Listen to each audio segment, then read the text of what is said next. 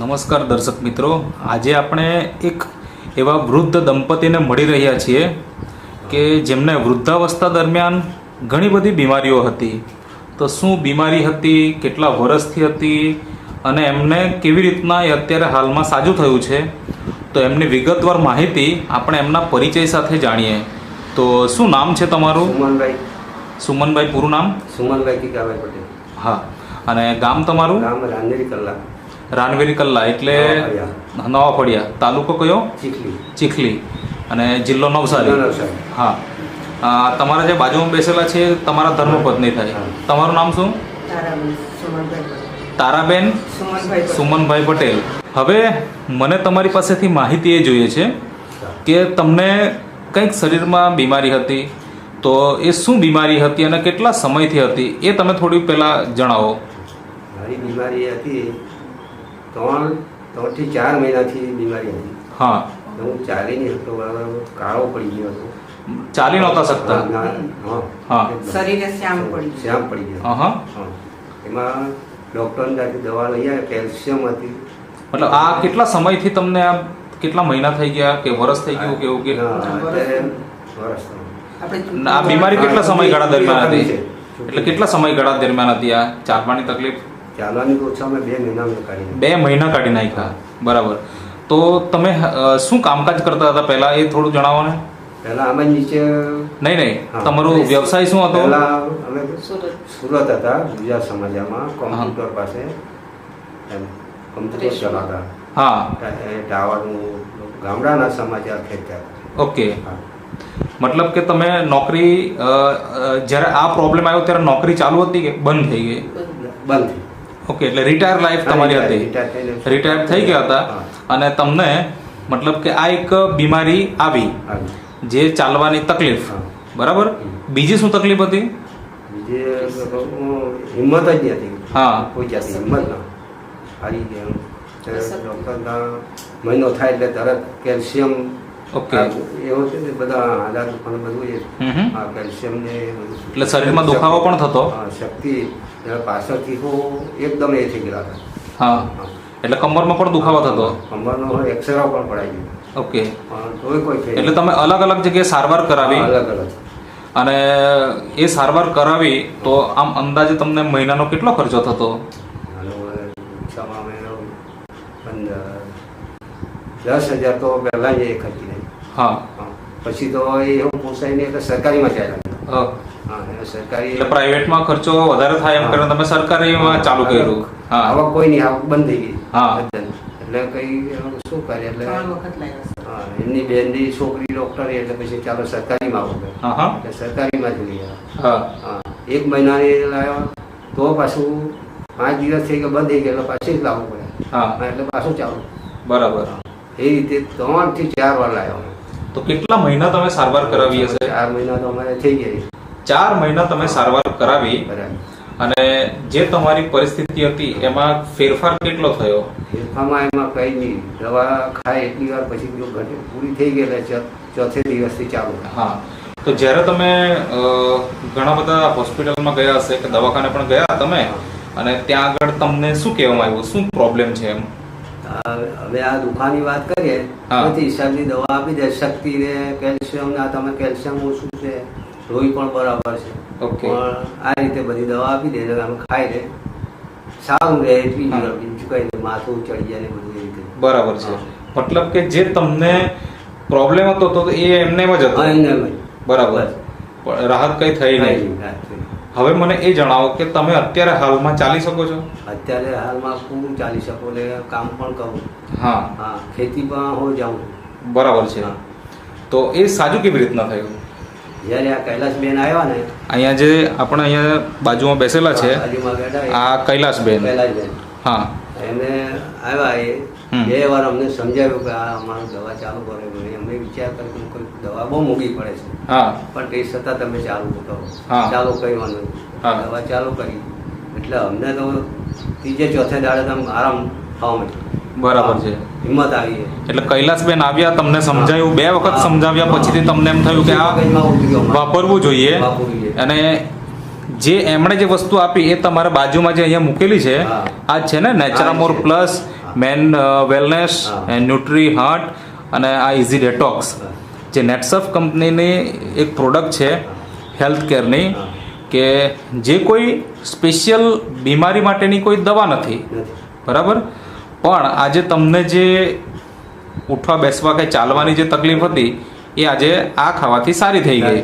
તો કેટલા દિવસની અંદર તમને રિઝલ્ટ મળી ગયું?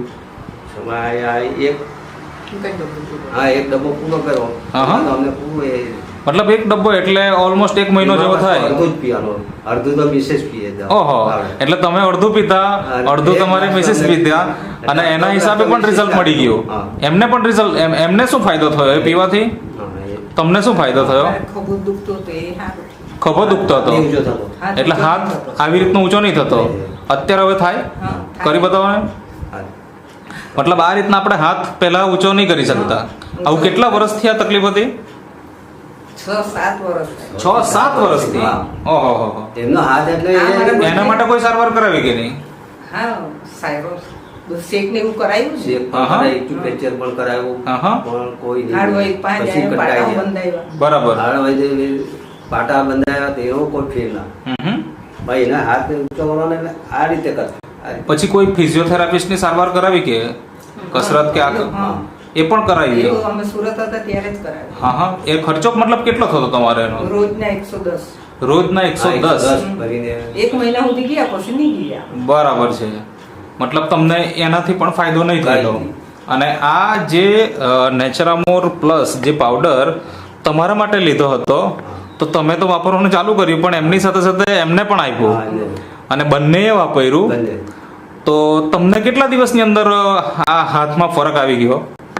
મહિનાની અંદર તો બરાબર દુખતું બંધ થઈ ગયું. હા, એટલે દુખાવો પણ બંધ થઈ ગયો અને હાથ પણ ઊંચા કરતા થઈ ગયા તમે.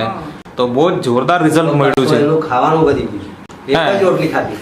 એટલે પેલા ખોરાક ઓછો હતો, એક જ રોટલી બસ બંધ થઈ જાય. એટલે અત્યારે એટલે પેટ ડબ થઈ જાય. એક રોટલી ખાય એટલે પેટ ડબ થઈ જાય. અત્યારે અત્યારે કેટલું ખાઈ શકો હવે? હા, એટલે મતલબ ખોરાક વધી ગયો, હવે પાચન શક્તિ મજબૂત થઈ ગઈ, બરાબર ને? પહેલા પાચન શક્તિનો પણ પ્રોબ્લેમ હતો, તો તમે ખાલી પાવડર જ વાપર્યો, તમે કોઈ કેપ્સ્યુલ નથી વાપરી ને? ઓકે, હા. હવે બીજું તમે જે જણાવ્યું કે તમને ઉઠવા બેસવાની ચાલવાની તકલીફ હતી, તો અત્યારે આપણે જોઈ શકીએ ખરા કે તમે આગળ આપણે વાત કરી ત્યારે તમે મને જણાવ્યું કે પગથિયા પણ તમે ચઢી નહોતા શકતા, તો એ થોડુંક બતાવો ને ચાલીને. આપણે દર્શક મિત્રો જોઈ શકીએ એ લોકો ચાલી રહ્યા છે અને આ જે પગથિયા છે એમના ઘરના બહાર એ પણ એ લોકો ઉતરી કે ચઢી શકતા નહોતા. આ રીતના ઉતરવું પડતું પહેલા, બરાબર?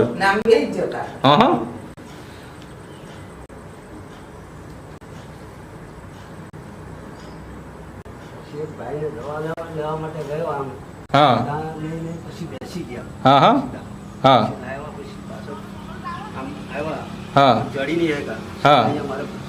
હવે કેવી રીતના? હવે અત્યારે હાલમાં હા, તો ચાલીને ઉપર ચડીને બતાવો ને.